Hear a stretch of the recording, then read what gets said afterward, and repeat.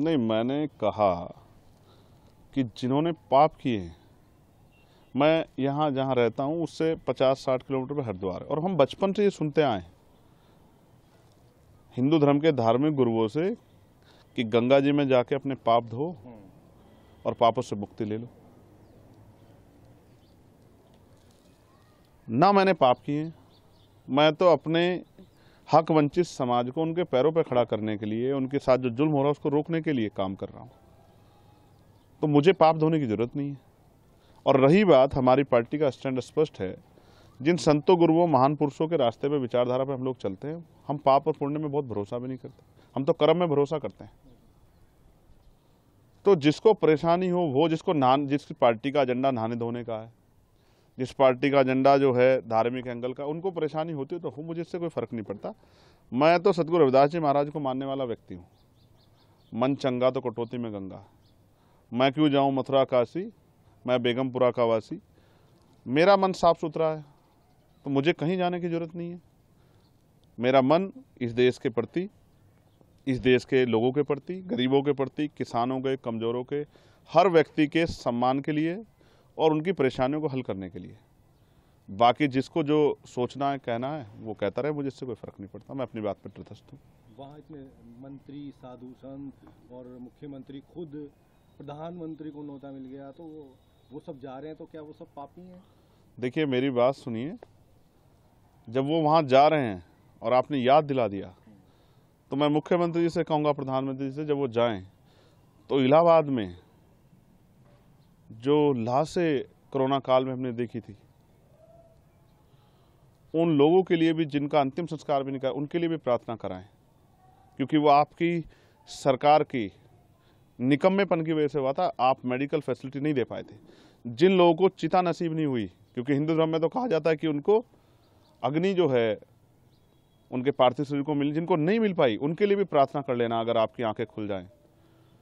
तो मैं तो स्पष्ट तौर पर कहना चाहता हूं सरकार को और मुख्यमंत्री जी को कि जितना पैसा उन्होंने इस कुंभ में लगाया, अगर उतना पैसा वो इस प्रदेश की चिकित्सा, शिक्षा और रोजगार देने में नौजवानों को लगाते, तो बहुत सारे लोगों के परिवारों के आंसू सूख जाते, बहुत सारे लोगों को न्याय मिल जाता, बहुत सारे लोगों को आगे बढ़ने का अवसर मिल जाता।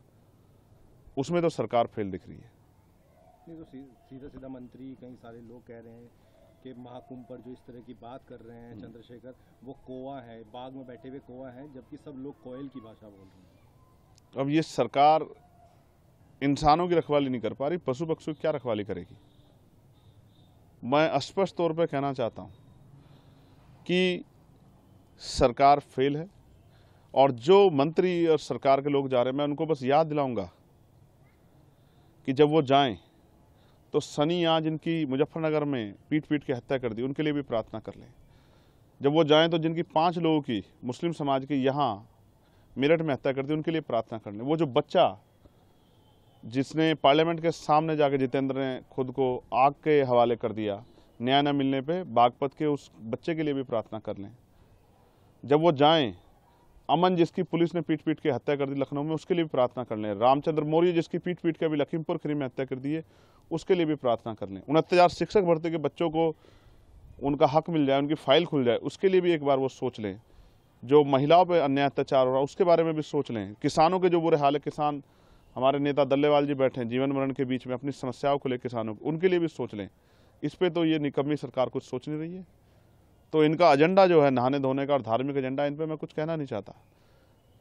इनको जो कहना है कहें, लेकिन जनता इनको आने वाले समय में सबक सिखाएगी। तो अगर चंद्रशेखर को निमंत्रण मिलेगा तो क्या महाकुंभ में जाएंगे? देखिए, आपने सवाल के बीच में ये भी कहा कि कई धार्मिक गुरुओं ने भी इस पर टिप्पणी की है, और मैं विज्ञानवादी व्यक्ति हूँ, मुझे हंसी आती है। मैंने देखा कि जब हम वर्ल्ड कप खेल रहे थे क्रिकेट का, तो यहाँ बहुत सारे हवन यज्ञ हुए और फिर भी हार के आए। मैंने ये देखा कि एक संत ने कहा कि हम ऐसा हवन यज्ञ करेंगे इस बार कि पाकिस्तान नक्शे से बाहर हो जाएगा, तो उनसे कहूँगा कि चाइना के लिए भी कर लेना। और अगर इस तरह से, पाकिस्तान में तो हिंदू भी रहते हैं जिनके लिए आप रोज चिंता करते हो, तो उनको भी, उनके जीवन को भी समाप्त करना चाहते हो नक्शे से हटा के। इन्हीं एक संत ने कहा कि मरे मुलायम काशी राम, प्रेम से बोलो जय श्री राम। आप ऐसे लोगों को मैं ना संत मानता, ना उनकी भाषा को संत वाली भाषा मानता। संत का मतलब होता है जो मानवता के लिए जिए, जो सुख सुविधा को छोड़ के जनता को किस तरह से उनके जीवन में समस्याएं खत्म उसके लिए जिए। यहाँ तो सुख सुविधाएं लोग ले रहे हैं और अपने आप को बहुत बड़ी बड़ी बातें करते हैं, लेकिन सच तो कुछ और है। मैंने तो कोरोना काल देखा, अगर जितना पैसा वहां लगाया गया, इतना शिक्षा चिकित्सा पे लगाया होता तो इतने लोगों की जान नहीं जाती। और ये सब चीजें सरकार की देख रेख में, और कम तो बहुत जल्द जल्द आता है। फिर भी हमारे देश में कोरोना जैसी महामारी आ गई, इतने लोगों की जान चली गई, लॉकडाउन लग गया, मजदूरों की इतने लोगों की जान चली गई। तो मेरा काम है अपने संतों गुरुओं महापुरुषों की विचारधारा को लोगों तक पहुंचाना। जब ये अपने धार्मिक एजेंडे को स्थापित करने के लिए हमारे लोगों को गुमराह करने का काम करें, मैं अपने लोगों को जागरूक करने का काम करूं। मैं किसी को रोक थोड़ा ही रहा हूं, जिसको निमंत्रण मिला वो भी और जिसको नहीं मिला वो भी जाए। लेकिन मैं याद दिलाऊंगा कि ये संत ही थे जो जब राम मंदिर का शिलान्यास हुआ तो इन्होंने प्रधानमंत्री पे बहुत सारे सवाल खड़े किए थे, इस भाजपा पे सवाल खड़े किए थे, इनके जो है उस कार्यक्रम पे तिथि पे सवाल खड़े किए थे। इन्होंने तो किसी की नहीं सुनी। है तो खुद को आस्था का सबसे बड़ा स्वरूप बताते हैं। मैं तो वैज्ञानिक दृष्टिकोण की बात कर रहा हूँ। मान्यवर काशीराम साहब जो हमारे नेता हैं, मैं आखिरी तौर पर आपसे कह रहा हूँ, मैं उनको गुरु मानता हूँ, मैं उनका चेला। उन्होंने कहा, उन्होंने पंडाल लगाया, उन्होंने कहा जिनको इस जन्म में मुक्ति चाहिए, अपने दुखों का नाश करना है, वो हमारे साथ आ जाएं, और जिनको अगले जन्म की परवाह है वो कुंभ में चले जाएं। तो मैं तो इसलिए आपसे कहना चाहता हूं कि मान्यवर काशीराम साहब ने जो रास्ता दिखाया, अगर दलित, पिछड़े, आदिवासी, अल्पसंख्यक समाज के लोग, मुसलमान, जैन, सिख, बौद्ध, ईसाई, पारसी, उनके साथ जो हिंसा हो रही है, उनके साथ जो जुल्म हो रहा है, उनके अधिकारों पर जो हमला हो रहा है, अगर उनको अपनी समस्याओं से मुक्ति चाहिए, इस जीवन में अच्छा जीवन चाहिए आत्मसम्मान का, तो उनको आज़ाद समाज पार्टी के साथ, चंद्रशेखर के साथ आना चाहिए, तभी उनका भला हो सकता है। बाकी तो ये तो चलता रहेगा। सरकार जिस एजेंडे की सरकार है, जिस विचार सरकार, वो उस पर काम करेगी, और वो अपना काम कर रहे हैं, हम अपना काम कर रहे हैं। इससे किसी को परेशानी नहीं होनी चाहिए। और बाकी मैं सबकी आस्थाओं का सम्मान करता हूँ। मैं तो संविधानवादी व्यक्ति हूँ।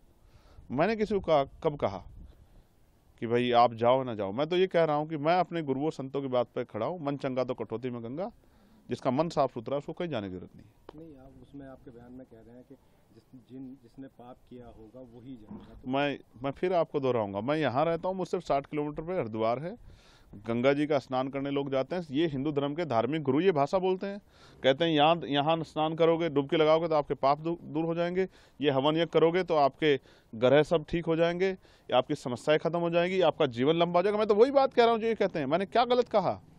लेकिन मैं नहाने धोने की राजनीति नहीं करता हूँ। मैं लोगों को सही पथ पे ले जाके उनके दुखों की मुक्ति के लिए राजनीतिक सत्ता के बगैर, और उनको जब तक आर्थिक सशक्तिकरण नहीं होगा, सामाजिक भेदभाव खत्म, तब तक बदलाव नहीं हो सकता। मैं तो अपने काम पे अपने उस विचार को, महापुरुषों विचार को आगे बढ़ाने का काम कर रहा हूँ।